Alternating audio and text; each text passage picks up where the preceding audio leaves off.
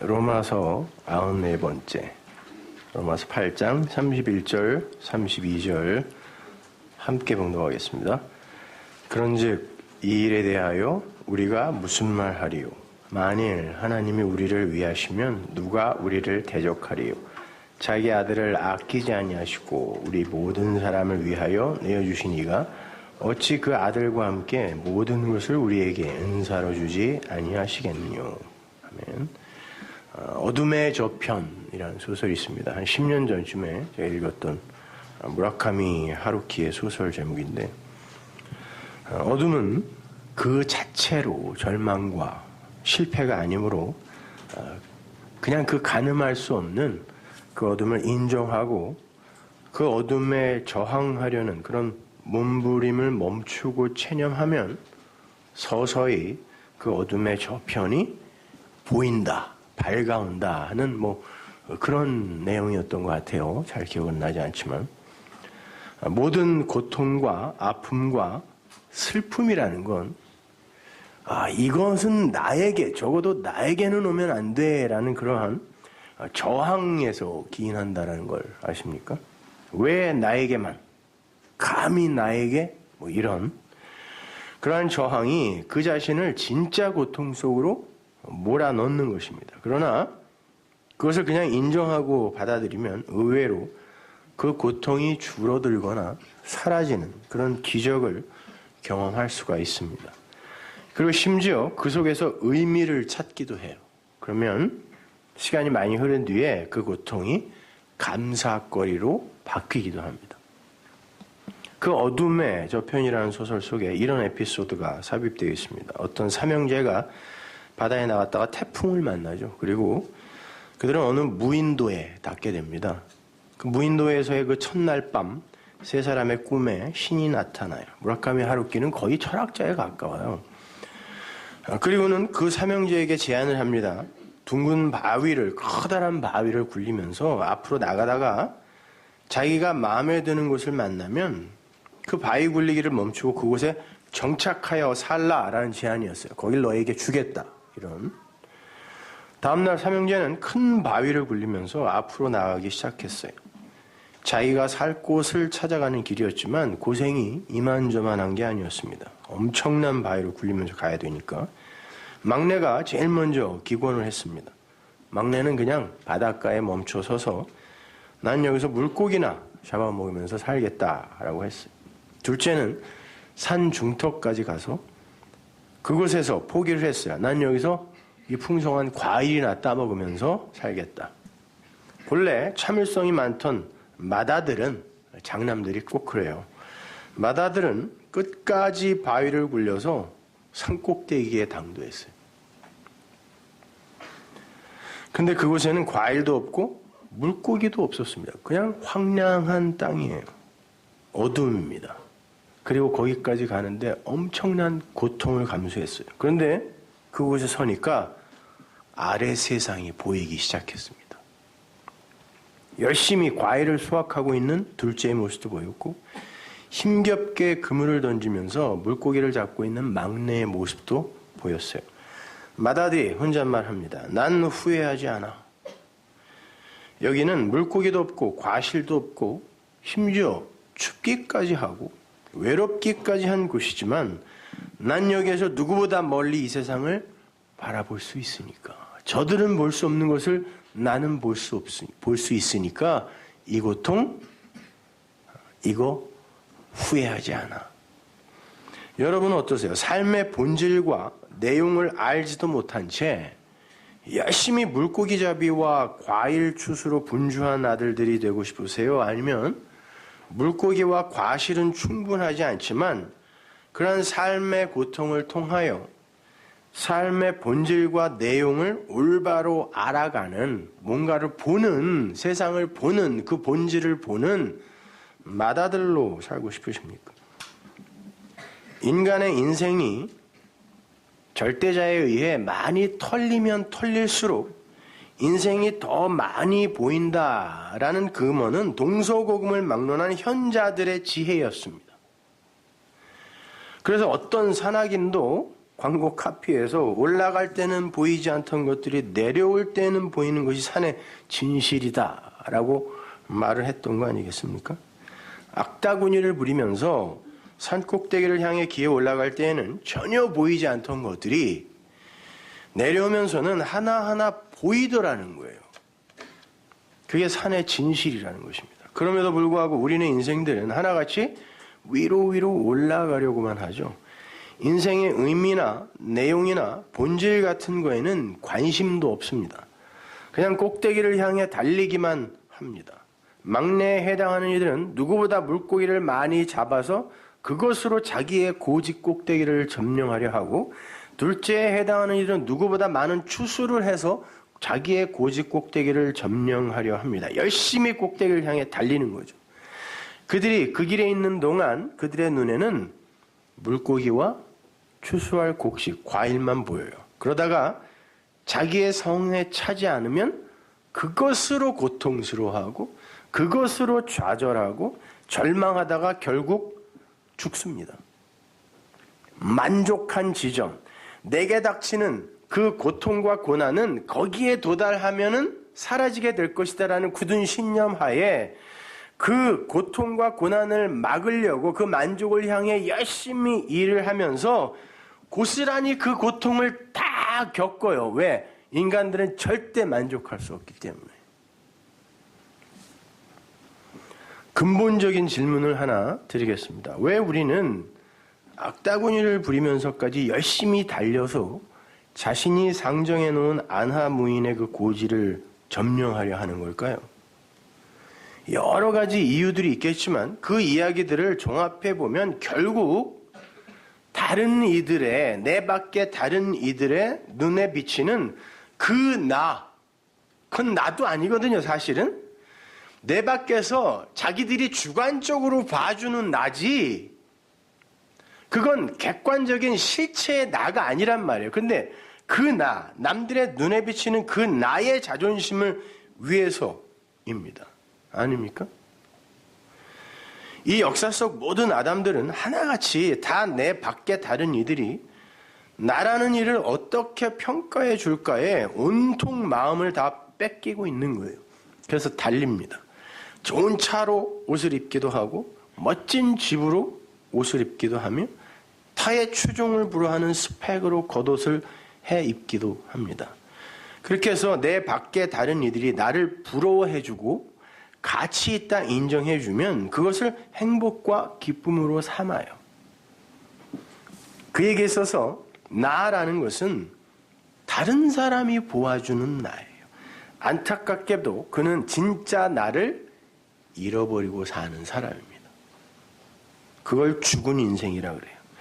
다른 사람들의 눈에 비치는 가짜 나를 열심히 구축하며 살면서 진짜 나가 지향해야 할 목적지를 놓치고 마는 거예요. 대부분의 인간이 그렇게 살다 죽습니다. 그리고 그렇게 죽음을 향해 달리는 과정 속에서 다른 사람들의 눈에 비치는 나, 그 나가 초라해 보이고 성에 차지 않고 비참해 보이면, 세상이 정해놓은 기준에 달아보았을 때, 그러면 스스로 고통 속으로 기어 들어가 버리는 게 진리밖에 인간들인 것이에요. 세상이 합의해 놓은 가치 기준에 달아보아 가치 없음으로 평가가 되는 자신이 미운 거예요. 인간 세상의 고통의 본질을 추적해 보면 하나같이 전부 똑같아요. 심지어는 하나님께 잘 보이려고 신앙생활을 하기도 해요. 그게 기특한 것 같죠? 성경은 그걸 죄라고 그랬습니다.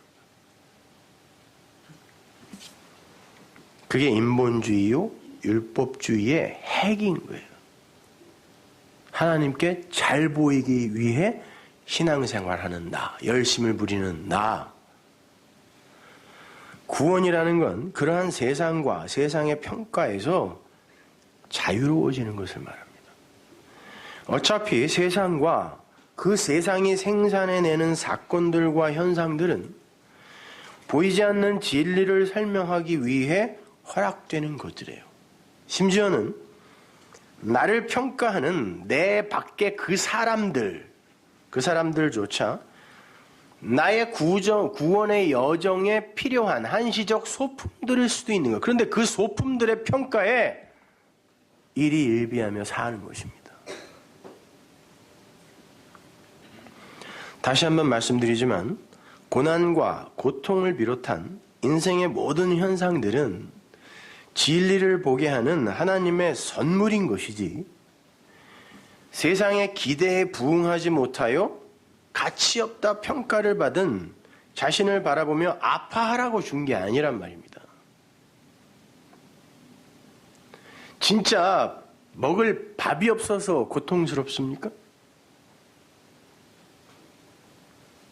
정말 살 집이 없어서 이 한 몸 누일 방 한 칸이 없어서 그렇게 괴로우신가요?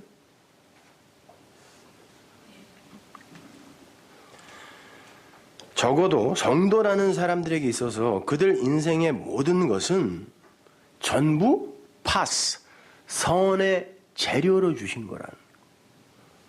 성도는 그걸 인정하는 사람 아닙니까? 우리 지난 시간에 배운 본문 아니에요, 그것이. 모든 것이 합력하여 선이 되는 데 사용되는 것. 그 모든 것, 그게 여러분의 인생이란 말입니다.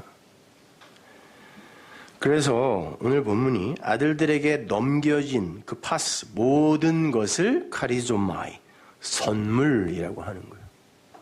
모든 것, 여러분이 겪고 있는, 오늘 아침에도 목매달까 말까 하고 나온 그것도 카리조마이, 선물이라 그래요. 파스, 콜 안에 다 들어가 있는 거예요. 다시 한번 오늘 본문을 읽어보겠습니다. 31절 보세요. 그런즉 이 일에 대하여 우리가 무슨 말 하리요? 만약 하나님이 우리를 위하시면 누가 우리를 대적하리요? 자기 아들을 아끼지 아니하시고 우리 모든 사람을 위하여 내어주시니가 어찌 그 아들과 함께 모든 것을 우리에게 은사, 선물로 주시지 아니하시겠느냐?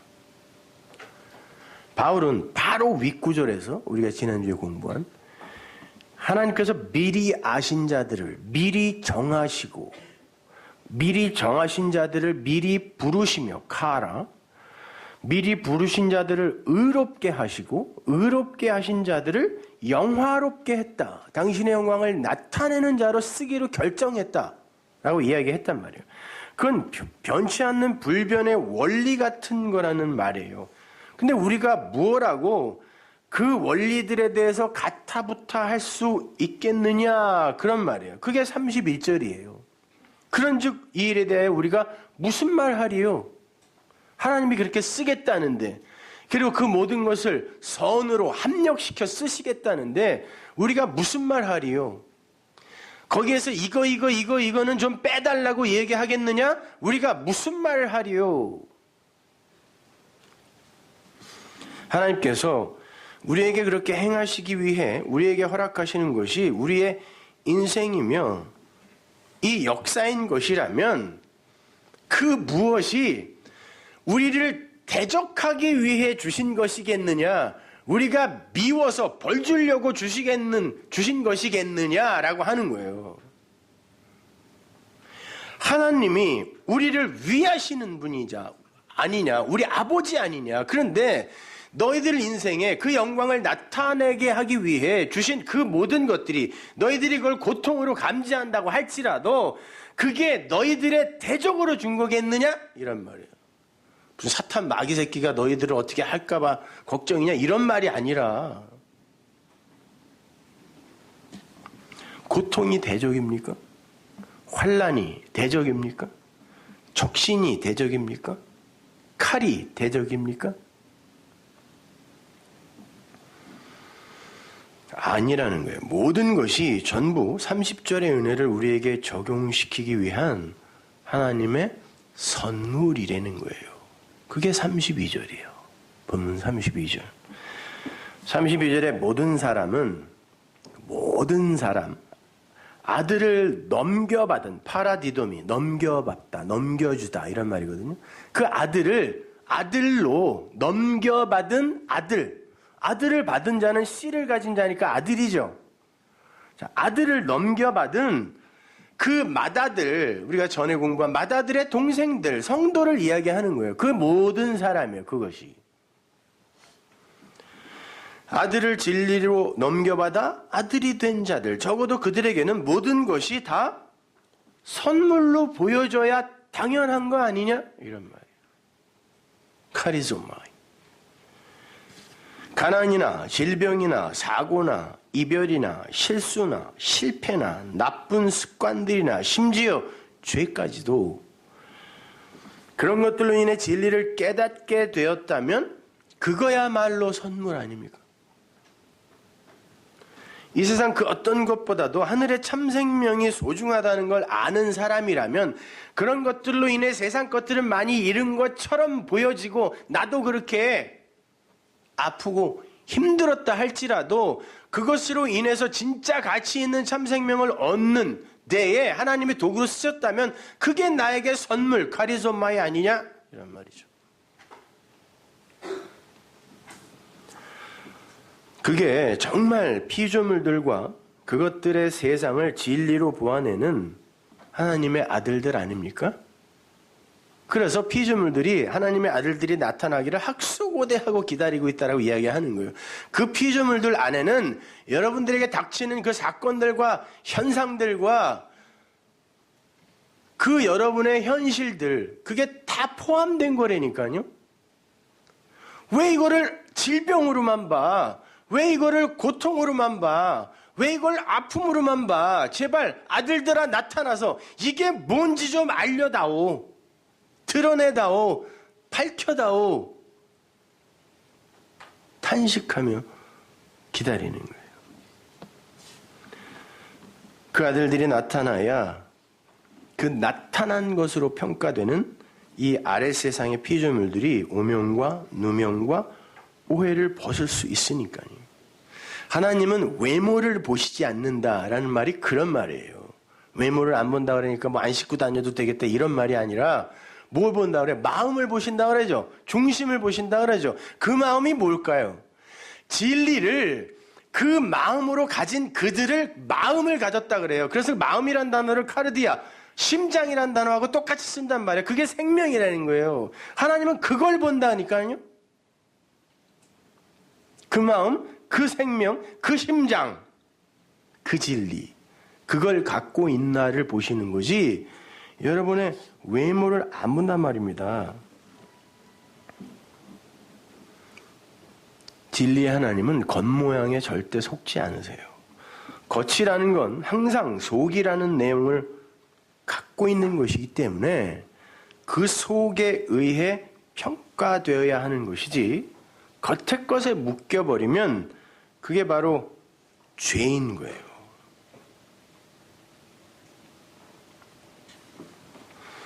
그러니까 사실 이 나타난 것 그건 진리가 아니란 말이에요, 여러분.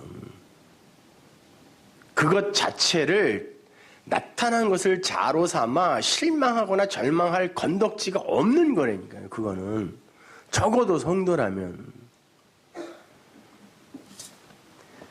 좀 더 제가 깊이 한번 들어가서 설명을 해드릴게요. 다음 주까지 가야 이게 완료가 될 텐데 오늘도 한 반쯤 하다가 중간에서 끊어질 거예요. 그러나 기대를 갖고 기다리십시오.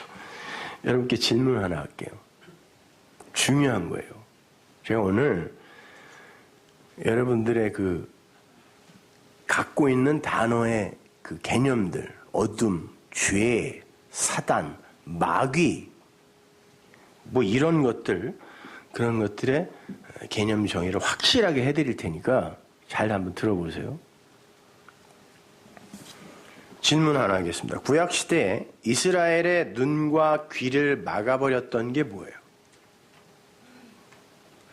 그들을 진리로 가지 못하게, 하나님이 택했음에도 불구하고 그들을 진리로 가지 못하게 그들을 막아버렸던 게 뭐예요? 그들의 눈과 귀를 막아버렸던 게. 아니 그게 없었으면 차라리 괜찮았을지도 모르는데 그것 때문에 그 진리로, 그 은혜의 진리로 가지 못하고 하나님에게 독사의 새끼라는 욕을 먹을 수밖에 없었던 그들의 눈과 귀를 막은 게 뭐예요? 율법과 성전이죠. 그들은 성전을 그냥 섬겨버렸고 율법을 몸으로 그냥 행해버림으로 말미암아 진리를 향해 한 발짝도 움직일 수가 없었어요. 근데 하나님께서 성전과 율법을 그런 용도로 주신 건가요? 아니죠. 하나님은 거기에 진리를 담아 티데미, 차서대로 진설하여 이것으로 이스템이 똑바로 서라고 진리를 담아 주신 거란 말이에요, 거기다가. 근데 그렇게 눈에 보이게 나타내어 준 진리의 모형들을 통해 그 진리를 알지 못하면 그것이 곧 그들의 눈과 귀를 막는 거죠. 그렇게 하나님의 진리를 대적하는, 눈과 귀를 막아 그 진리를 못 보게 하는 것을 성경이 뭐라 그래요? 사단이라 그러지 뭐라 그래요. 여러분이 다이어트를 심하게 해서 몸이 허약해지면은 방구석에서 보는 그런 거 말고 그런 거는 없는 거예요. 여러분의 머리가 만들어낸 거지.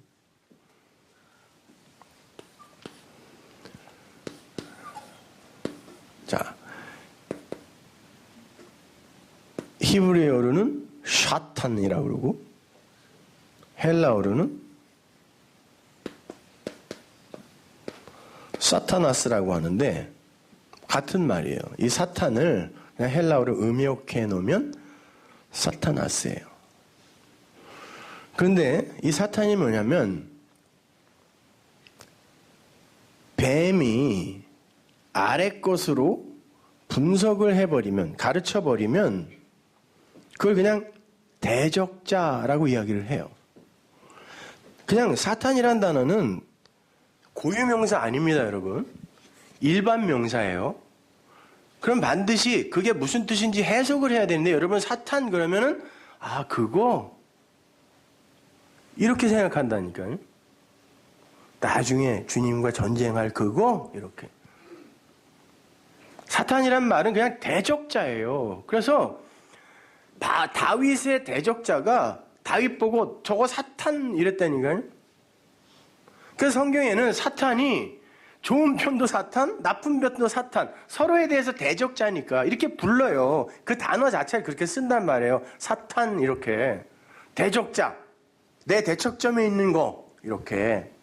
그러면 하나님의 진리를 못 보게 귀를 막고 눈을 가리는 그것이 뭐예요? 진리의 편에서 바라보면 사탄이라 그러죠. 그걸 성경이 뱀이라고도 한단 말이에요. 뱀.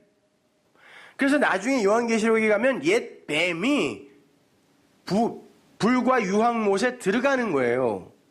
그죠? 진리의 대적자, 진리를 못 보게 하는 거. 그렇다면 성전과 율법으로 진리를 깨닫지 못하고 그것에 묶여버리면 성전과 율법이 곧 사단이 되는 거예요. 진리의 측면에서 바라보면. 그러면 그게 곧 뱀이라니까요. 그러면 이 땅에 성전으로, 내가 성전이야, 내가 율법으로 왔다라고 하신 그분이 누구예요? 예수란 말이에요. 그러면 그 예수로, 그 그리스도의 영, 그 진리에 당도하지 못하면 그 예수는 나에게 뭐예요? 뱀, 사단이란 말입니다. 그때 그 예수가 다른 존재, 그거가 아니라 그 예수가, 그 성전이, 여러분의 성경이 그 진리를 못 보게 했을 때, 그러나 그 아들로, 그 성전으로, 그 성경으로 진리를 깨달아 알게 되면 그것이 구원이요 생명인 거예요. 그가 아들을 진리로 넘겨받은 자란 말입니다. 그에게 있어서만 그 예수, 그 성경이 그리스도, 메시아가 되는 거예요. 껍데기로 보면 뱀, 나를 죽이는 뱀.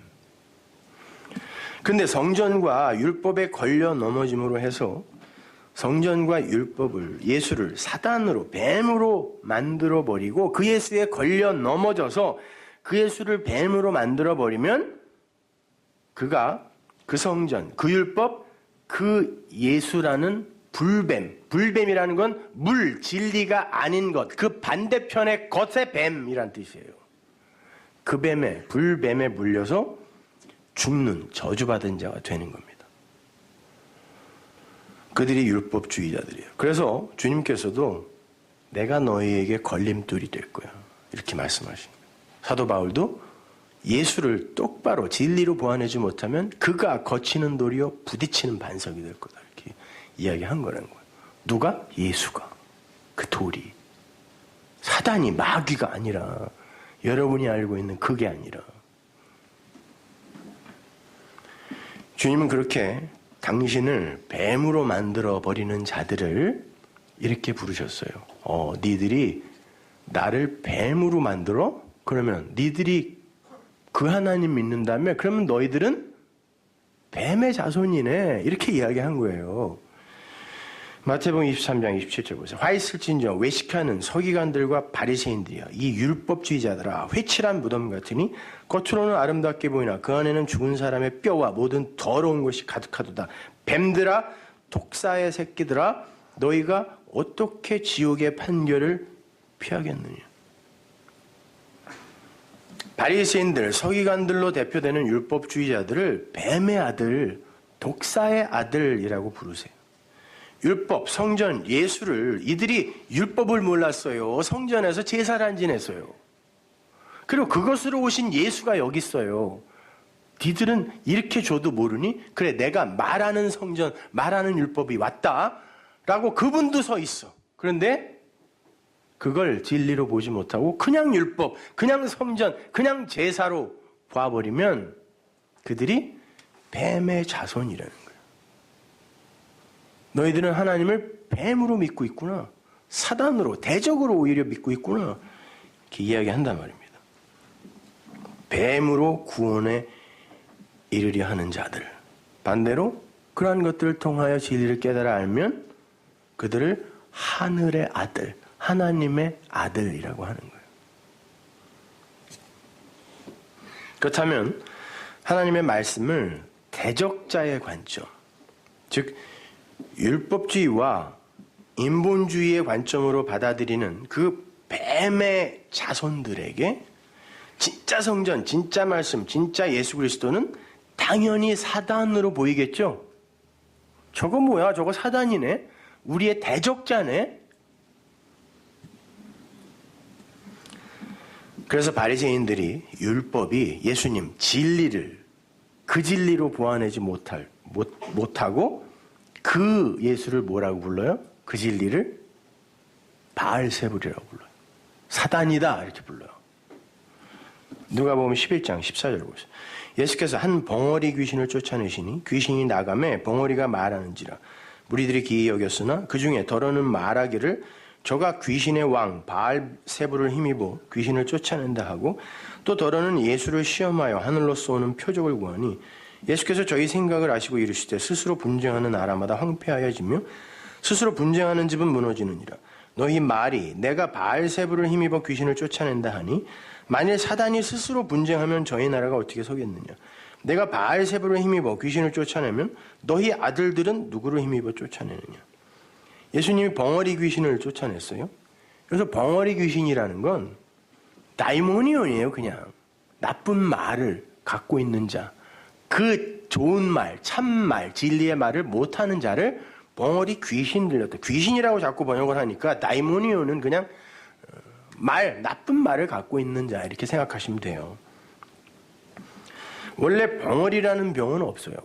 뭐 혀가 잘리던가 사고로 그럼 몰라도 듣지 못하는 자가 말을 하지 못하는 거지. 그래서 이 듣지 못함에 의해 그 말 못함이 연결이 되는 거거든. 그러니까 벙어리는 진리를 듣지 못해서 그 말을 하지 못하는 자를 이야기하는 거예요.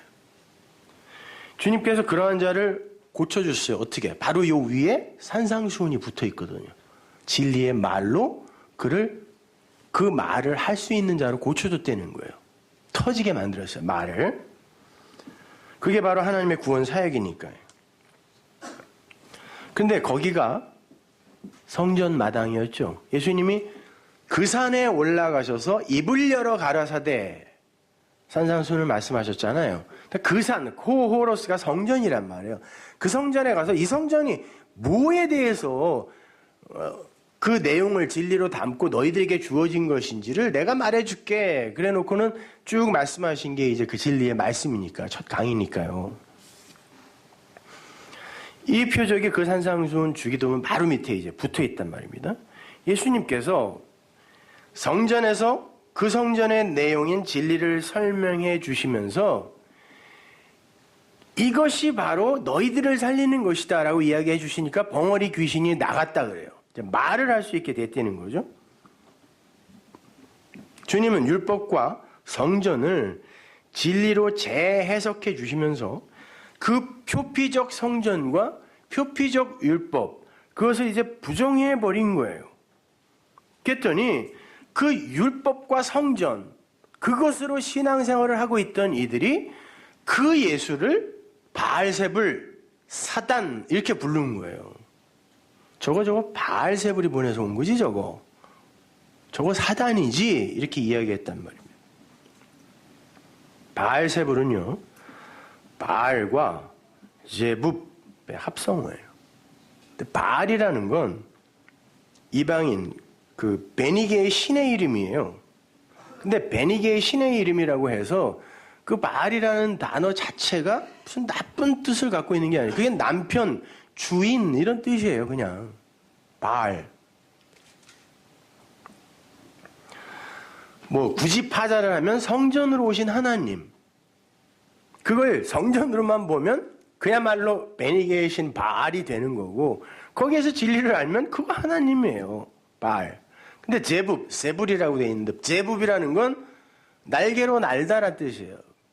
사전은 파리 뭐 이렇게 되어 있는데 날개로 나는 게 파리밖에 없어요. 날개로 날다. 그럼 날개로 나는 그 성전, 그게 뭐예요? 성전이에요. 그 예루살렘에 서 있던 그 성전.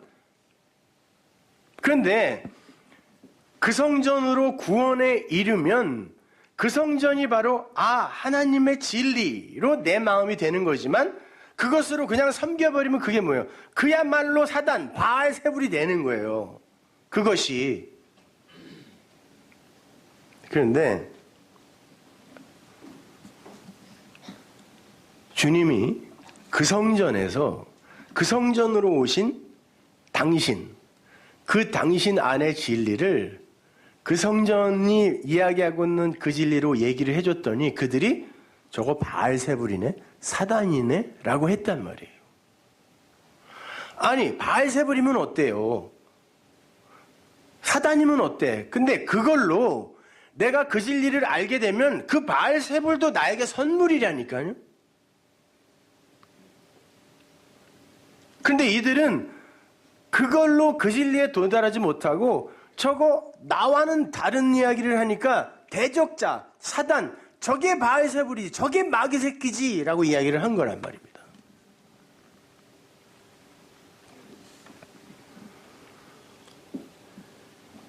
그렇게 참성전으로 오신, 참율법으로 오신, 진리로 오신 예수 그리스도를 바알제북, 사단으로 보는 자들은 눈에 보이는 그 모형으로서의 성전, 지켜야 할 계명으로서의 그 율법, 즉 진짜 사단을 섬기는 자들이 되어버리는 거예요. 그걸 그렇게 보는 게 진짜 사단이거든요. 진리의 측면에서 봤을 때. 근데 거기에서 예수를 가리켜 저거 바알세불 사단이라고 하면 그들이 정말 요한계시록에서 불과 유황못으로 들어가게 될 사단이 되는 거예요. 대적자가 되는 거라니까요. 여러분, 그들에게도 똑같은 성전, 똑같은 율법, 똑같은 예수가 주어진단 말이에요. 근데 어떤 이들에게는 그게 바알세불이 되고 어떤 이들에게는 그게 구원자가 된다니까요.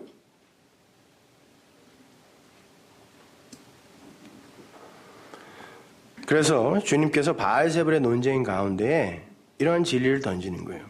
나라와 나라가 다툰다고 그랬나요? 뭐 개혁성경이나 하여튼 이렇게 분리가 되고 집과 집, 성전과 성전이 오이코스, 오이키아 이렇게 분리가 되면 겉과 속은 하나로 연합이 되어야 이게 이거이구나 라고 해야 진리가 되는데, 이게 서로 분리가 되면 어떻게 그게 나라가 서는 것이며 어떻게 그게 성전이 서는 거겠냐 이런 말이에요.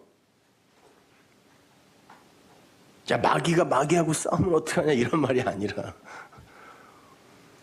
야, 겉과 속은 하나로 이해가 돼야지. 니네는 속을, 진리를 내용으로 담아 줬더니 왜 겉으로만 보고 그것을, 그 진리를 못 봐? 그러면 어떻게 나라가 서고 어떻게 그게 성전이 서는 거겠어? 그런 말입니다. 그래서 주님이 그러는 거예요. 내가 니들이 말하는 것처럼, 내가 지금 예수가 이 성전이 뭔지를 율법으로 그 진리를 담아 설명해 주는데 너희가 그걸 바알세불이라고 한다면, 니들이 지금 이야기하는 그 사단이라고 한다면, 하나님이 너희에게 준 건 그거밖에 없는데 그걸로 너희가 못 알아듣는다면 너희의 아들들은 도대체 무엇로 귀신을 쫓아낼 거야? 그런 말이에요. 하나님이 너희에게 준 건 그것밖에 없어. 진리는 그 묵시에, 그건 이 땅에 그냥 내리꽂힐 수가 없기 때문에 하나님이 그걸 어떤 모형에 담아 너희에게 준 건 그 아래 것밖에 없어. 율법, 성전, 예수밖에 없는데 그걸 너희가, 내가 와서 그 이야기를 하는데 나를 바알세불 사단이라고 하면 네 아들들은 도대체 무엇으로, 어떤 걸로, 어떤 방법으로 그 귀신에서 노연할 거야?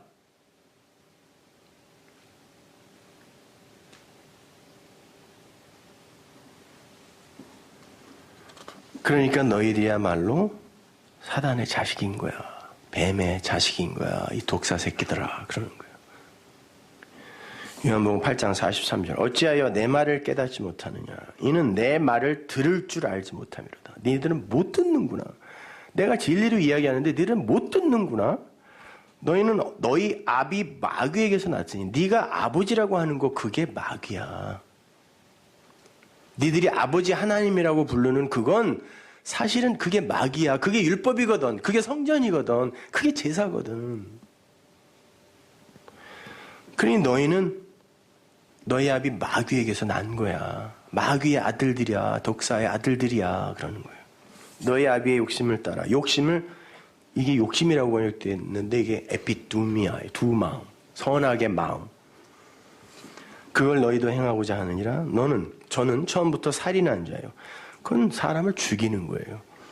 진리가 그 속에 없으므로 진리에 서지 못하고 거짓을 말할 때마다 자기 것들로 이야기하는 거예요. 인간들의 그 에피두미아, 두 마음으로 자기 것들로 이야기하는 거. 인간들의 자존심, 그 남들의 눈에 보이는 나라는 그 가치를 위해 사는, 거기에 이용하는 그 율법들, 그 말씀들, 이거 다 거짓말이에요. 다 제 것이에요. 이는 저가 거짓말장이요 거짓의 아비가 되었습니다. 내가 진리를 말함으로 너희가 나를 믿지 않는구나. 그러니까 너희가 사단이야. 바알세불이야. 너희가 독사의 아들이야. 마귀의 자손이야. 그런다니까요. 그렇다면 우리 성도를 구원하는 메시아도 예수 그리스도인 거고, 마귀의 아들들을 지옥으로 밀어넣는 그 옛뱀, 마귀, 그들이 봤을 때 옛뱀 마귀도 누구인 거예요? 예수인 거예요. 그들이 봤을 때. 그들은 그 예수에 의해 죽어요. 그러면 그들에게 있어 그 예수가 옛뱀이 되는 거예요.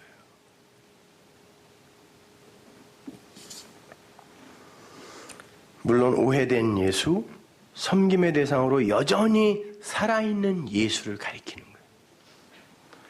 그 오해된 예수, 그 뱀, 그건 얼른 죽어야죠. 그 살아있으면 안 되잖아요. 그 오해된 예수, 그 뱀이, 나에게 그 뱀이 살아있으면 안 되잖아요. 그리스도가 내 마음에 들어와야지. 그래서 예수님이 십자가에 달리신 자기를 뱀이라고 하신 거예요. 내가 뱀으로 죽을게. 요한복음 3장 14절. 모세가 광야에서 뱀을 든 것 같이 인자도 들려야 하리니 이는 저를 믿는 자마다 영생을 얻게 하려 하심이니라. 믿으라고. 행하지 말고. 모세가 광야에서 든 뱀, 오피스. 그 뱀은 불뱀에 물린 자들에게 치료제로 주신 장대 놋뱀이었죠. 민수기 21장에 나옵니다. 장대 놋뱀. 그 놋뱀은 불뱀의 형상이에요. 역시 물의 반대. 불로서의 뱀. 그건 물리면 죽는 거죠. 치명적인 독으로 사람을 죽이는 뱀. 근데요, 히브리어로 나하시하고 그 네오쉐트가 놋이라는 단어가 같은 단어입니다. 이 나하시라는 게요, 자, 아래의 것으로 그 죄를 분석하여 우리에게 가르쳐주면 그게 뱀이에요. 이 아래 것으로 그 죄가 무엇인지를 이야기하고 설명하면. 근데 그게 네호쉐트가 되면요, 그렇게 해서 완성해버리면 그게 놋이에요. 놋. 근데 그게 뭐냐면, 놋이라는 게, 네오쉐트가, 놋이 성전에 어디에서 쓰인 건 줄 아세요? 성전 마당에 제단 만들 때 쓰는 거. 그러니까 섞인 것에서, 놋은 섞인 거죠. 합금이란 말이에요. 거기에서 가면 갈수록 은, 금, 순수한 것으로 진행되어 가는 거예요. 섞인 것에서. 섞인 것이 바벨이니까, 그죠? 바벨론에서 끌어내는 거예요. 애굽에서 끌어내는 거죠. 그래서 순수한 그 말씀, 진리의 말씀, 그 나라로 끌고 가는 거란 말입니다. 그러니까 놋뱀이라는 건 놋의 성격을 가진 뱀인 거예요. 그러니까 성전 마당에 그 제단의 성격을 가진 그 뱀, 율법이죠, 당연히. 희생제사죠, 그죠? 열심히 인간들이 그 두 마음으로 반복하는 거.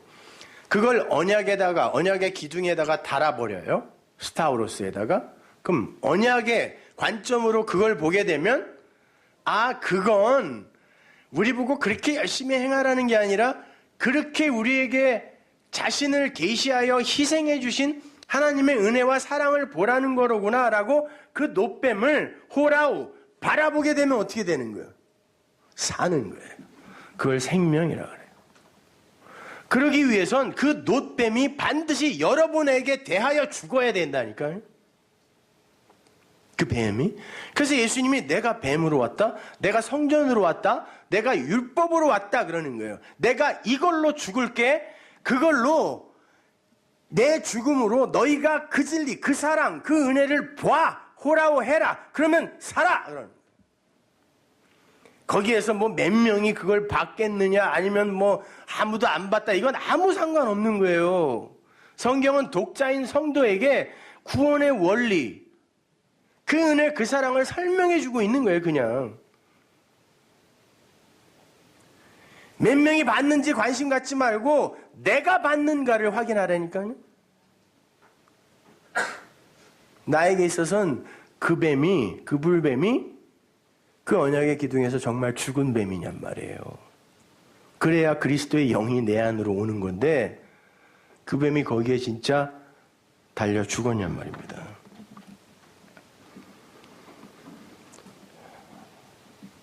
그러니까 불뱀에 물린다는 건 성전이나 율법이나 예수를 진리로 보지 못하고 성전 마당적 개념으로만 보는 것을 말하는 거고, 장대에 매달린 놋뱀을 바라보고 살아난다라는 건 성전과 율법과 예수를 진리, 그 아가페, 그 사랑, 그것으로 내용으로 보고 살아나는 걸 이야기하는 거예요. 거기에서 표피적 성전과 표피적 율법과 그 표피적 예수, 나의 섬김의 대상이었던 그 예수가 죽는 거예요. 거기서 부정당하는, 삭제당하는 거란 말입니다. 그래야 내가 살아요. 그래서 뱀 독에 물리면 바로 그 뱀의 독으로 해독제를 놔야 살아요. 여기 의사 선생님들 많으신데 맞죠? 자기가 어떤 뱀에게 물리면 그 뱀이 뭔지를 반드시 확인해야 돼요. 아니면 그 뱀의 독의 증상이 나타날 때까지 기다려야 돼요. 독마다 증상이 다르거든요. 하나님은 모든 인간들을 불뱀에 물린 자로 이 역사 속에 던져 넣으세요. 그들은 모두 그렇게 불뱀으로 살다가 뱀의 후손으로 유황불못에 들어가야 할 운명인 거예요. 모든 존재가. 안타까운 건 자기가 뱀에 물렸다는 사실을 아무도 모른다는 거예요. 그래서 민수기에서도 뱀에게 물린 것을 알고 놋뱀을 바라본 자만 살았다라고 이야기하는 거예요. 21장 9절 보세요. 모세가 놋뱀을 만들어 장대 위에 다니 죽여버린 거예요. 뱀에게 물린 자마다 놋뱀을 쳐다본 줄 살더라. 뱀에게 물린 자가 전부 바라보고 살았다는 얘기예요? 아니라니까요. 내가 뱀에 물린 자네? 라고 인식하고 본 자는 살더라는 거예요. 세상 모든 아담들은 선악과 패러다임 아래에서 가장 인간적인 삶을 추구하는 것이 인간들의 최선이다라고 생각하면서 살아요. 그래서 기독교인들이 뭐 간디나 법정이나 이런 타종교인들 아주 청렴 결백하게 검소하게 산 사람들을 존경한대요. 많이 존경하세요. 그거랑은 구원과 아무 상관없어요.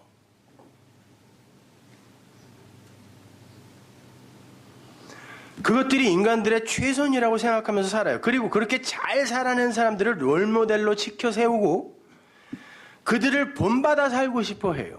이게 인간들의 자기과시 욕망이라니까요. 남들이 나를 칭찬해 줄 거야. 그렇게 살지 말라는 게 아니라 이왕이면 그렇게 사세요. 근데 진리를 알고 보니까 아니 그렇게 나를 과시하기 위해 세상 사람들이 정해놓은 그것들을 충실히 행하는 그게 죄네? 진리를 알고 보니까. 그러면 그 사람은 어떤 반응을 하겠어? 내가 사실은 뱀에 물렸던 거구나. 그렇게 살아서 하나님이 나를 기뻐하는 게 아니구나. 그렇게 살아서 나는 구원받는 게 아니구나. 그러면 어떻게? 그걸 죽이고 나를 살리는, 진짜 나를 살리는 그 생명, 그 하나님은 진리로 이 땅에 오시니까 그 진리를 보면 되는 거예요.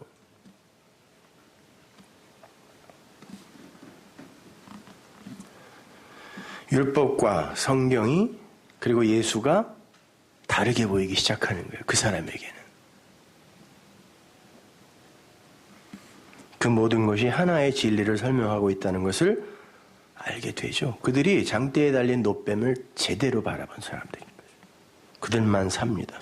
그게 구원인 거예요. 그래서 이스라엘의 그 출애굽이 시작되는 시점에 모세의 뱀과 애굽 술사들의 뱀의 전쟁이 일어나는 거예요. 뱀은 하나님이 보낸 뱀에 의해 죽는다. 어디의 뱀? 애굽의 뱀, 세상의 뱀. 예수 이야기하는 거예요. 출애굽기 7장 10절 모세와 아론이 바로에게 가서 여호와의 명하신 대로 행하여 아론이 바로와 그 신하 앞에 지팡이를 던졌더니 여호와의 명하신 대로 행하여 지팡이를 던졌더니 뱀이 됐으면 그 뱀은 여호와의 명하심에 의해 있게 된 뱀이네요. 그죠? 바로도 박사와 박수를 부르며 그 애굽 술객들도 그 술법으로 그와 같이 행하되 각 사람이 지팡이를 던지며 뱀이 되었으니 아론의 지팡이가 그들의 지팡이를 삼키니라. 고대 시대 때 지팡이가 가지는 의미는 훈육, 가르침, 인도 이런 거였어요. 이 라메드라는 단어 자체가 지팡이라는 뜻도 있지만 가르침, 훈육, 인도. 여기서 라마단이라는 게 나와요. 이슬람 교인들이 라마단 하죠. 뭔가를 배우고 뭔가를 자기를 훈육하고 하는 그런 기간. 그래서 낮에는 굶고 밤에 10배 먹고 그러잖아요. 수사기꾼들이죠, 그게. 그러니까 이 지팡이가 우리를 인도하고 훈육하는 거예요. 이스라엘 유대인들은 몽댕이로 애들을 때리지 않고 뾰족하게 지팡이를 앞을 뾰족하게 만들어서 그 쿡쿡 찔렀어요. 훈육했단 말이에요. 그래서 주위에 지팡이와 막대기가 나를 안위하고 인도한다는 걸 그 가르치는 거예요. 쿡쿡 찔러가지고. 비인간적이죠, 그죠? 차라리 때리지. 화끈하게 그냥. 그런 지팡이란 말이에요. 이게 라메드가. 근데 그 지팡이가 우리를 가르치고 우리를 훈육하기 위해 우리를 아들로 만들어내기 위해 하나님이 주신 그 지팡이가 뱀으로 온다니까요. 뱀으로 와가지고 그 가짜 가르침, 거짓 가르침, 그걸 먹어야 그가 사는 거예요. 그래서 그들이 술사예요, 술사. 헛것을 가르치는 자들, 헛것으로 인도하는 자들. 헛개비를 만들어내는 게 술사들의 술법이잖아요. 그 뱀. 아무리 멋져 보여도 하나님이 보기엔 저거 헛개비. 간디? 아유, 헛개비 저거. 내가 너한테 그거 만들어 갖고 오라 그랬니? 그래봐야 육신인데.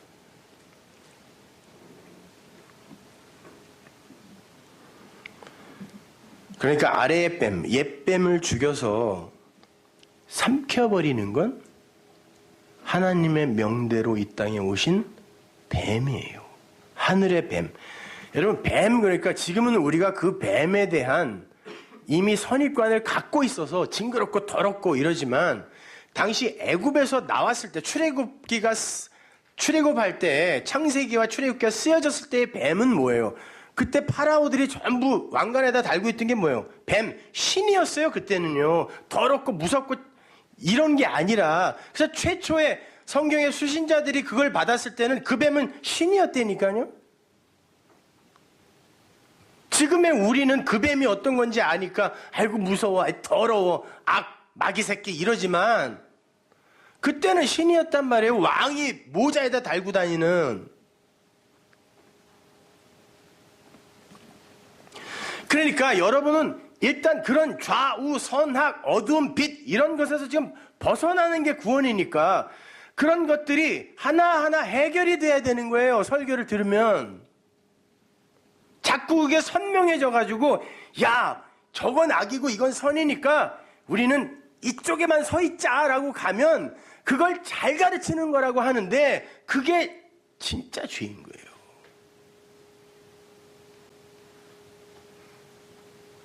근데 어떻게 된 게 오늘날 교회는 그걸 확실히 구분하여 한쪽을 따르는 걸 훌륭한 신앙이라 그래. 그게 자유입니까?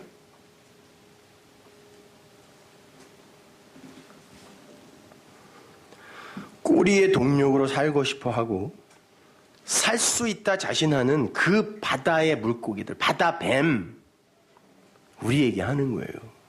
바다뱀을, 하나님의 명을 받은 뱀이 삼켜버리는 게 구원이에요. 죽는 거라니까요. 그 뱀에게 먹혀서. 그래서 하나님께서 그 모세의 지팡이를 뱀으로 변하게 하신 후에 꼬리를 잡아라 그런 거예요. 뱀은 여러분, 동서고금을 막론하고 머리를 잡아야지 꼬리 잡으면 죽습니다. 출애굽기 4장 2절 보세요. 여호와께서 그에게 이르시되 네 손에 있는 것이 무엇이냐? 그가 가로되 지팡이입니다. 여호와께서 가라사대 그것을 땅에 던지라. 이스라엘을 훈육하여 인도해내는 지팡이입니다. 이게요. 야곱이 평생 죽을 때까지 짚고 다니던 하나님이라는 지팡이란 말이에요. 이것이요. 던졌더니 땅에 던지니, 땅에다가 던진단 말이에요. 던지니 그것이 뱀이 돼요. 모세가 뱀에게서 피하여 여호와께서 모세에게 이르시되 네 손을 내밀어서 꼬리를 잡아라. 그가 손을 내밀어 꼬리를 잡으니 그 손에서 지팡이가 된지라. 이제 다른 지팡이가 되는 거예요. 꼬리, 뱀의 꼬리를 여기서 잡다라고 번역이 된 그 하자크가 묶다, 정복하다, 그래서 치유하다 이런 말이에요. 뱀의 꼬리를 묶고 정복하여 치유해내겠다는 거. 어떻게? 머리로. 그 지팡이 갖고 가라는 거예요. 그리고 갔더니 그 뱀이, 그 지팡이가 애굽 술사의 지팡이, 그 뱀을 먹어버리더라는 것입니다. 그럼 뱀이 나쁜 거예요? 그걸로 진리를 알면?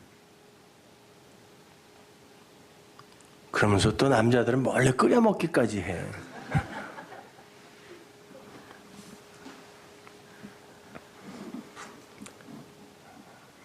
그러니까 어떤 이들에게는 그 그 예수의 오심이 무시무시한 심판인 거예요.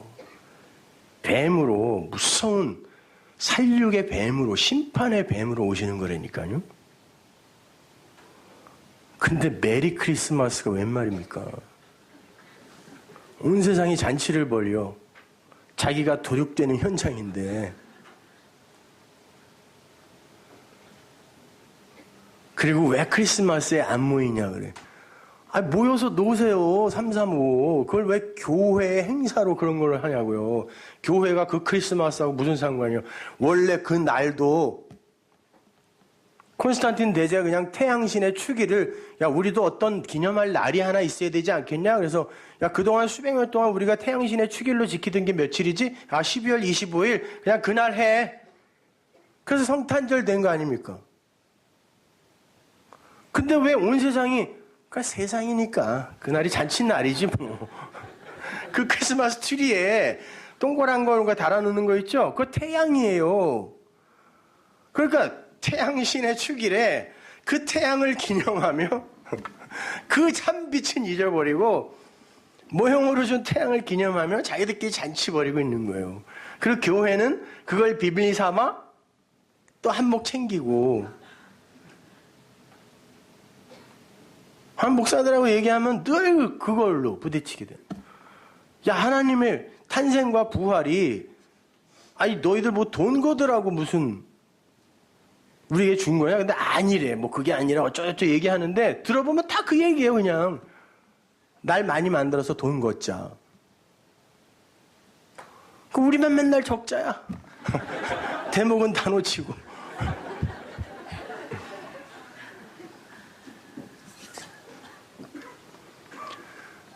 아니 십자가도 마찬가지예요. 그게 태양신의 표식이라니까요. 그럼 콘스탄틴 대제가 크리스마스도 그렇게 만들었으면, 아니 기독교의 표식은 또 뭘로 만들었겠어요? 역시 그걸로 만들었죠. 우리가 가장 친근한 거 그걸로 만들자. 그래가지고 거기서 뭐 나치도 나오고 불교 만자도 나오고, 이게 태양신의 표식이에요. 이렇게 되면 뭐 이게요. 그리고 이거 앵커 같은 것도요. 여러분 옛날에 로마의 그 태양신을 섬기던 그 시대의 신상들은 그 하여튼 여러 가지 신의 얼굴들이 있는데 거기에 항상 태양을 이렇게 달아놨거든요. 이게 십자가가 된 거예요. 이런 신상 위에 태양. 그러니까 그 의미가 뭔지 모르면 십자가면 어떻고 몸은 어때요. 근데 그 의미를 알면 그건 나에게 소중한 게 되지만, 모르고 그냥 붙들고만 있으면, 기도원 같은 데 가면 그거 어떻게 한번 붙들고 기도하면 뭐가 기도가 더 잘 된다고 그거 붙들려고 쌈박질하고 자기들끼리. 참. 그러면 그게 우상이라니까요. 드라큘라 앞에 가서 아무리 해보세요. 이걸 도망가. 뭐 하는 거야 너. 손가락을 확 잘라버리기 때문에. 아니 마귀 새끼도 비웃을 짓을 하고 앉아있다니까. 그 기독교인들이라는 사람들이. 이건 당시 이스라엘 백성들이 애굽에서 430년을 머물면서 귀에 못이 박히도록 들었던 애굽의 그 태양신 라의 시나리오와 똑같은 거예요. 그걸 애굽에서 나온 이스라엘 백성들이 가장 잘 아는 그런 신화이기 때문에, 그럼 내가 너희들이 가장 잘 아는 것으로 내가 복음을 설명해 줄게 하고 하나님이 그걸 들어서 구원이 뭔지 진리가 뭔지 설명하신 거란 말이에요. 애굽의 그 태양신 라도 인간들이 인식이 불가능한 그런 신이었어요. 그들에게도. 그래서 그걸 보이는 형상으로 만들어 놓은 게 멤피스의 소란 말이에요. 소. 그래서 이스라엘이 광야에 나와서 그 신 만들어 봤더니 소를 만든 게 당연한 거예요. 그들이 430년간 본 게 그거밖에 없거든. 근데 그 시나리오에 의하면 그 태양신 라를 대적하는 땅의 신이 하나가 있는데 그게 뱀이에요. 땅속에 사는 뱀. 큰 뱀. 그래서 이 태양신 라가 그 대적하는 그 대적자가 사단이라 그랬죠? 그 사단을 죽이러 내려와요. 근데 뭘로 내려오냐면 양으로 내려와요. 성경 얘기하는 게 아니라 지금 애굽 라신의 시나리오 얘기해 주는 거예요, 제가. 그래서 예수님이 양으로 오는 거예요. 하나님이라며요. 양으로 오는데 그 양을 그 뱀에게 인도하여 내려가는 그 양의 대변자가 뱀이에요. 그 뱀이 내려가서 그 큰 뱀을 쇠토막으로 내서 죽이고 평화가 와요. 그게 태양신 라신의 시나리오인데 그거를 너희들이 알고 있는 게 그거니까 내가 그 진리, 그 평화, 그 안식을 그렇게 설명해 주마. 라고 양, 뱀 이런 것들이 막 등장하는 겁니다.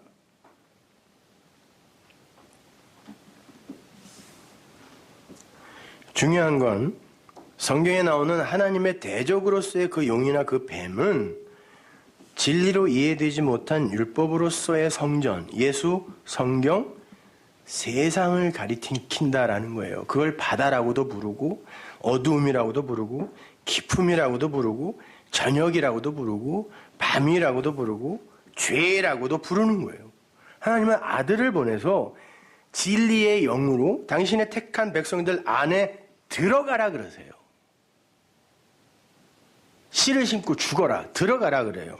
그리고는 그 아래 것들 속에 숨어있는 진리를 깨닫게 해 주심으로 그들을 그 아래 뱀의 자리, 바다의 용의 자리, 무적행 속의 그 짐승의 자리에서 건져내 주시는 게 구원이란 말입니다. 그러면 그렇게 눈이 떠진 하나님의 백성들의 눈에 진리로서의 성경, 그 진리로서의 성전, 그 진리로서의 예수, 그 진리로서의 세상이 보이기 시작하는 거란 말이에요.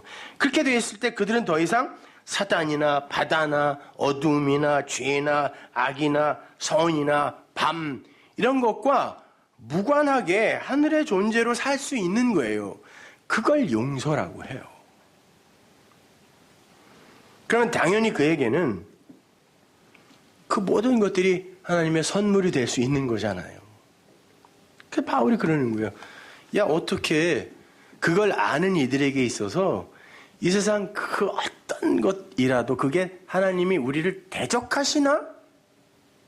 라는 의미에서 주는 게 있겠니? 다 선물이야. 다 선물이야. 그걸로 알면 돼. 심지어 조심스럽지만 네 죄도 네 선물이야. 그거 없이 선악과 없이 어떻게 생명나무를 알아. 잘 이해하셔야 돼요. 제가 지금 한 10년간 단계를 밟아오면서 여기까지 온 거거든요. 근데 아무한테나 가갖고 선악과가 사실은 그 죄가 우리에게 선물이래. 그럼 안 되는 거예요. 큰일 납니다, 여러분. 줄 사람에게 차근차근 설명해 줄 수 있을 때 주세요. 그동안 제가 얼마나 입이 근질근질 거렸겠어요. 빨리 돼야 줄 텐데. 근데 그 단계를 거치지 않고는 또 이걸 이해를 못해요. 이렇게 우리가 그런 거구나. 그 모든 것, 그 어둠의 저편에는 그 진리, 그 빛이 있는 거였구나. 라고 다른 이들에게 말하게 되면 다른 이들이 우리를 뭐라고 불러요? 우리의 주인을 바알세불이라 불렀으니까 우리도 사단이라고 불러요. 그들이. 마태복음 10장 20절을 보세요. 제자가 그 선생 같고 종이 그 상전 같으면 좋겠도다. 집주인을, 성전이죠. 마스터. 그 성전의 주인은 하나님이에요. 집주인을 바알세불이라 하였거든. 하물며 그 집 사람들이랴. 그런즉 저희를 두려워하지 말아라. 감추인 것이 드러나지 않을 것이 없고 숨은 것이 알려지지 않을 것이 없느니라. 너희들을 그 껍데기만 보는 자들은 바알세불이라 부를 거야. 그러나 두려워하지 마. 왜? 그 껍데기가 벗겨질 날이 온다. 어떻게 하래요? 내가 너희에게 어두운 데서 이르는 걸 빛으로 말하고 너희가 귓속으로 듣는 걸 집 위에서 성전 위의 것으로 얘기해줘. 그러면 어떤 이들에게는 그 감추는 것이 드러나게 되는 거예요.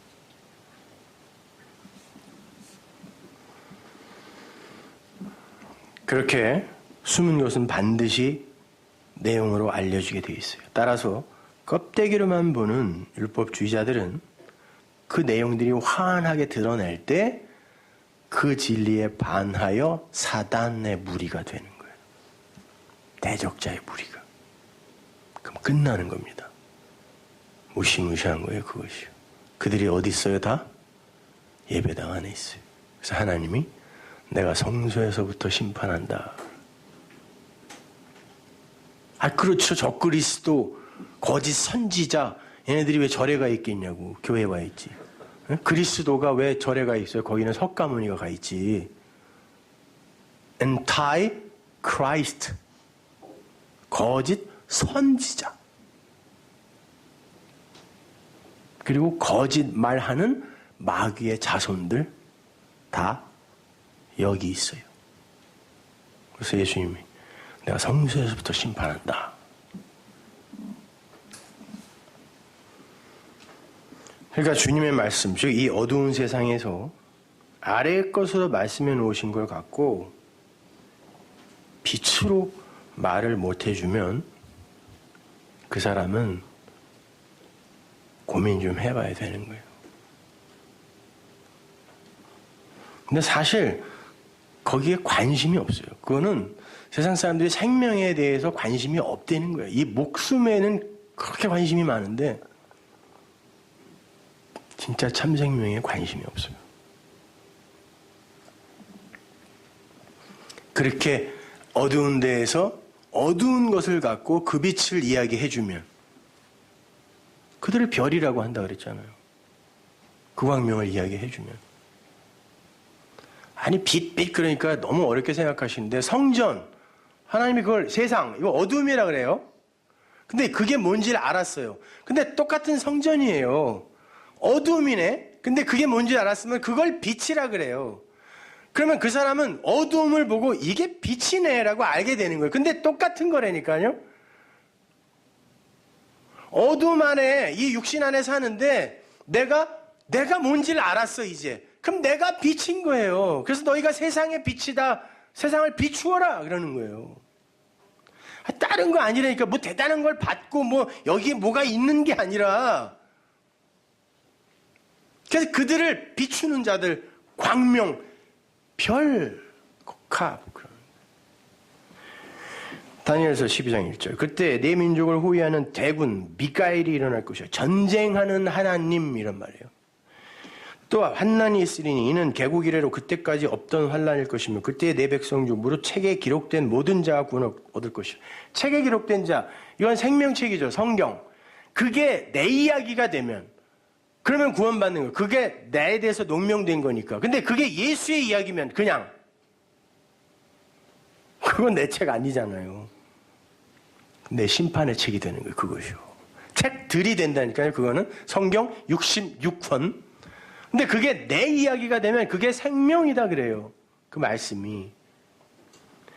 땅의 티끌 가운데서 자는 자 중에 많이 깨어 영생을 얻는 자도 있겠고 수욕을 받아 무궁히 부끄러움을 입을 자도 있을 것이며 지혜 있는 자는 궁창의 빛과 같이 빛날 것이요 많은 사람들을 옳은 대로 돌아오게 한 자는 별과 같이 영원토록 비치리라. 여러분 아담이요 사람이라는 뜻이라 그랬죠. 근데 성경에 보면 개역 성경은 그냥 땅 뭐 흙 계속 이렇게 번역을 해놔서 그런데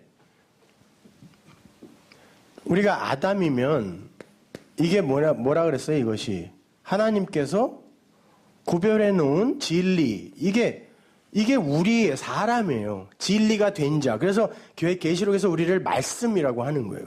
너희는 말씀이다. 근데 이 아담이 어디서 나오냐면은 아다 말하는 데서 나와요. 하나님이 구별한 진리를 이제 소리로 내는데 이 소리에서 이제 진리가 된 자들이 나오는 거예요. 해가 소리니까. 근데 여기다가 뭘 주냐면 뭘로 여길 만드시냐면은 아파르라는 걸로 만드세요. 이게 뭐예요? 이걸 티끌, 먼지, 모래 뭐 이래요. 이거를. 이 아담아 여기에서 땅에서 땅이라 그래. 이거 흙이라고도. 여기에서 이걸 만들어내려고 하는데 중간에 무엇으로 이걸 만들어내냐면 성경이 뭐라고 그러냐면 아파르, 티끌로 만들어낸다 그래요. 티끌. 근데 티끌 아파르가 뭐냐면 아래 것으로 말하기 시작하는 거. 그러니까 율법이에요. 율법. 그죠? 아래 것으로 성전이란 뜻도 있고 입이란 뜻도 있고 말이란 뜻도 있으니까 아래의 성전으로 말하기 시작하면 그 율법이란 말이에요. 그래서 여기에서 이제 아담을 만들어내려면 뭘 주냐면 율법을 줘요. 그래서 율법 이거를 갖다가 티끌, 먼지, 모래라고 하죠. 그래서 예수님이 너희들 가갖고 복음을 전했는데 그들이 안 받아들여? 그러면 그냥 먼지로 그들은 율법이니까 먼지로 떨어버려. 그들은 아파르야. 일로 못 갔어. 얘기하는 거죠. 그러면 여기에다가 이 율법에다가 집을 지면 어떻게 돼요? 성전을 지면 무너진다는 게 이 말이에요. 여기다 지면 안 된다니까요. 이게 성전이에요. 성전. 진짜 성전. 하나님이 거하시는, 내 안에 거하시는 진짜 성전. 그러니까 이 티끌, 이 먼지, 내가 바로 여기였구나.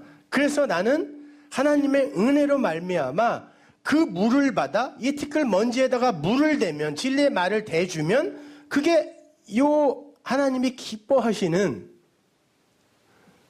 요 하나님의 아들 사람이 되는 거란 말입니다.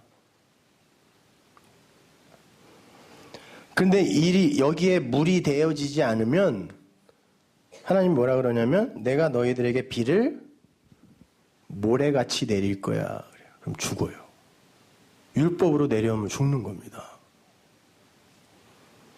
그래서 그러는 거지. 무슨 땅에서 먼지를, 티끌을 모아 쪼물락쪼물락해서 이렇게 만들었다는 말이 아니라 성경이 이야기하고 싶은 건 이 땅이라는 거, 이걸 그냥 땅이라고 읽는데 그냥 그렇게 읽고 싶은 사람은 읽어. 그런데 이게 무슨 말인지를 아는 이들은 이 안에서도 그냥 복음, 진리를 발견해낼 수 있다니까요. 여기 머물면 죽어요. 먼지, 모래, 그 아파에 머물면 죽는 겁니다. 그러니까 여러분은 별이에요? 아니면 별인 척하는 가짜 30촉짜리 정구예요? 자, 그렇게 할 수 있는 사람은 자신의 처지나 상황이나 여건이나 스펙으로 자신을 평가하지 않을 수 있어요. 왜 남의 눈에 비친 그 남의 그 평가, 남이 평가해주는 그 나로 슬퍼하고 기뻐하고 그러세요. 남들이 나를 좀 어떻게 보면 어떠냐고요. 적어도 우리가 이제 진리의 말씀을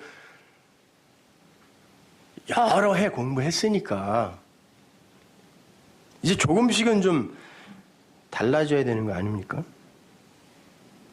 왜 복수를 해요? 왜 교회에서 당회에서 쌈박질들이 일어나죠? 네가 나를 물로 보냐? 이거 아니에요?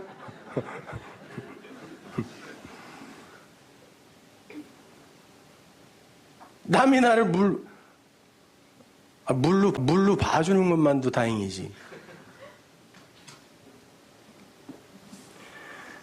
여러분, 내가 세상 사람들의 어떠한 존재로 그들의 눈에 어떠한 존재로 비추어지고 있다 할지라도 내 안에 그 진리, 그 생명이 있으면, 그 복음, 그 말씀이 내 안에 있으면 내가 이 세상에서 가장 존귀한 자예요.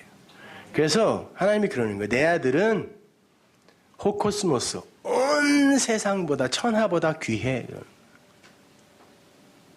그것들은 아무것도 아니야. 아무짝에도 쓸모없다는 거예요. 다 태워버릴 거니까. 근데 소품들이 하는 이야기에 그냥 절망하고 슬퍼하고 그런다니까요. 그 땔감들이에요. 나중에 우리 후끈후끈하게 천국을 따뜻하게 해줄 땔감들. 그들의 시선이나 평가가 뭐 이렇게 중요해요. 그리고 왜 나의 과거가 부끄럽고 창피하고 더럽고 추하고 비루하고 감추고 싶은 것이 돼야 됩니까?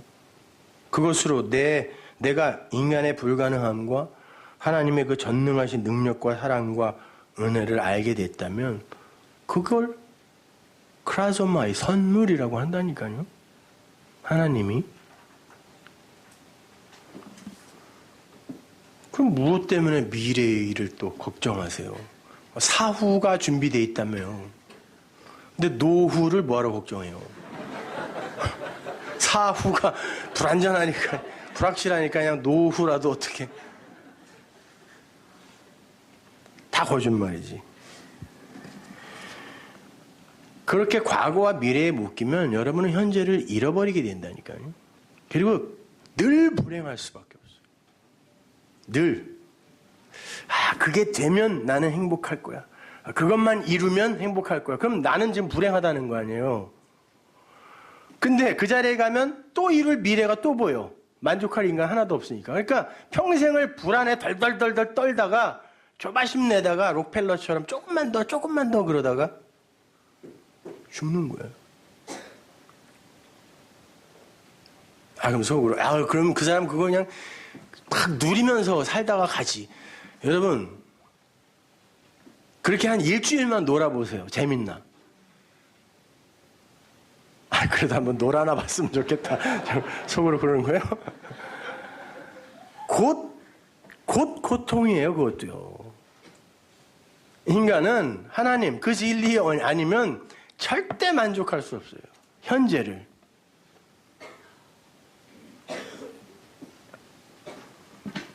여러분이 걱정하는 미래가 여러분 뜻대로 되어져도 여러분은 행복하지 않아요.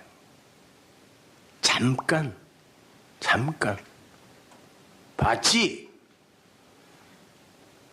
이렇게 너스를 떨 수 있는 그 시간 잠깐. 근데 더 나은 사람이 나타나서 시선이 그리로 모아지면 또 불안해. 뭐하러 그렇게 사냐고요. 여러분은 그러면 단 한순간도 안식할 수 없어요. 하나님은 우리에게 자유 주셨다 그랬어요. 세상이 줄 수 없는 다른 평안, 평강 내가 주었다 그랬어요. 그러면 여러분은 현재에서 그걸 누리셔야 돼요. 지금을 사시라니까요. 과거가 뭐 어떻으면 어떻고 미래가 뭐 어떻게 다가올 거면 뭐 그게 왜 걱정이냐고요. 지금 현재를 그냥 그렇게 행복하게 한 발 한 발 사시면 되는 거예요.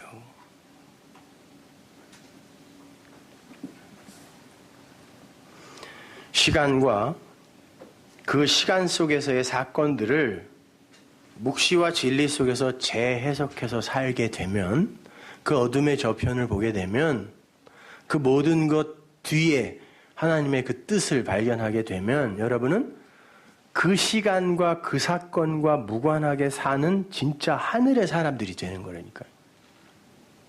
그 사건에 묶여버리면 여러분 그게 땅의 사람이에요. 그걸 지옥이라고 한다 그랬잖아요.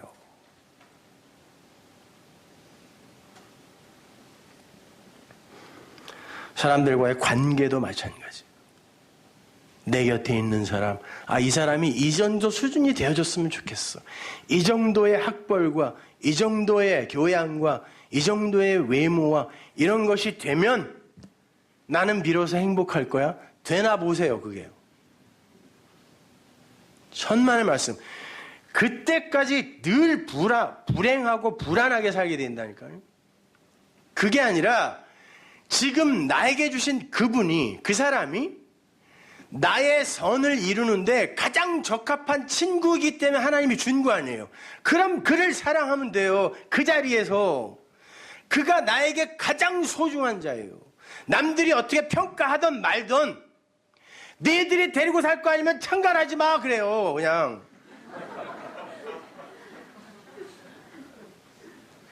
근데 우리는 그 남의 시선에 비추는 그 사람의 이 스펙을 내가 걱정하느라, 왜냐면 그게 나거든요, 사실은. 사악한 인간들이 말이죠.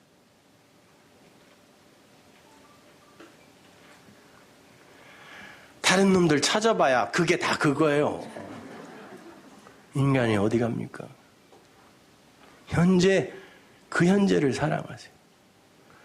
그 가장 가까운 여러분의 그 친구, 그게 여러분의 반쪽이에요. 지금 그 사람을 누리셔야지 앞으로 어떻게 되어질 그 사람을 기대하지 마. 가난 너머의 그 풍요를 보셔야 돼요. 질병 너머의 그 치유를 보셔야 됩니다. 고난 너머의 그 천국을 보셔야 돼요. 거기에 자유가 있고 거기에 안식이 있어요. 어떻습니까? 여러분에게는 그 예수 그리스도의 오심이 정말 축복이요 선물입니까? 아니면 무서운 뱀의 출현입니까? 제발 알고들 흥분하자는 거예요. 남들 논다고 그냥 들떠갖고 왜 남의 생일에 술 먹고 그래요, 자기들이. 다음 시간에 그 예수를, 성전을, 율법을, 세상을 바알세불로 이해하는 자들이 어떻게 되는지 제가 요한계시록과 창세기를 넘나들며 결론을 지어드리겠습니다. 기도하겠습니다. 하나님, 은혜를 감사합니다. 아버지 하나님, 그 아버지가 나를 위하시는데 무엇이 나를 대적하겠습니까? 그리고 그 무엇이 나를 대적하여 주신 것이겠습니까? 모든 것이 선물입니다. 모든 것이 다 나의 선의 재료들입니다. 그 주어진 것을 온맘 다해 사랑하게 하옵소서. 예수님 이름으로 기도합니다.